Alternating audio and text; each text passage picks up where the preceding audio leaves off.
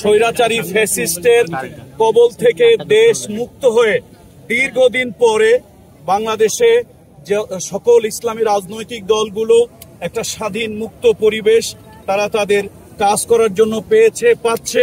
বাংলাদেশের সর্ববৃহৎ সুশৃঙ্খল ইসলামী আন্দোলন বাংলাদেশ জামাত ইসলামী দীর্ঘদিন পরে মুক্ত আকাশে মুক্ত বিহঙ্গের ন্যায় এবার তারা জাতীয় মহাসমাবেশ করছে।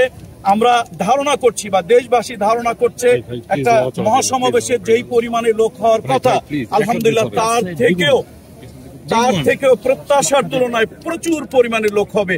আল্লাহ তাআলা এই মহাসমাবেশের মাধ্যমে এ দেশ জাতি জন্য আমাদের স্বাধীনতা সার্বভৌমত্বের জন্য টিকিয়ে রাখার জন্য নতুন কোন বার্তা জাতির জন্য এই সমাবেশের মাধ্যমে নিয়ে আসে করছি। আসসালামু আলাইকুম ওয়া রাহমাতুল্লাহি ওয়া বারাকাতুহু। বিশেষ করে যে একটি দল যে বিরোধিতা করছে আমরা তীব্র নিন্দা করছি।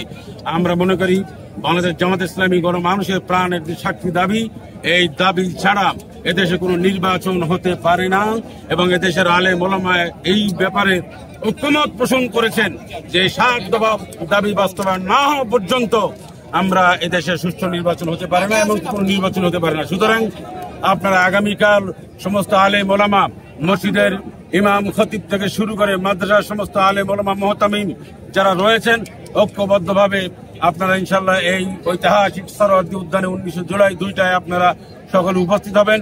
আপনাদের সকলকে উদারত আহ্বান জানাচ্ছি এবং সকলকে নিয়েই বাংলাদেশ জামাত ইসলামী দেশ গড়তে চায়।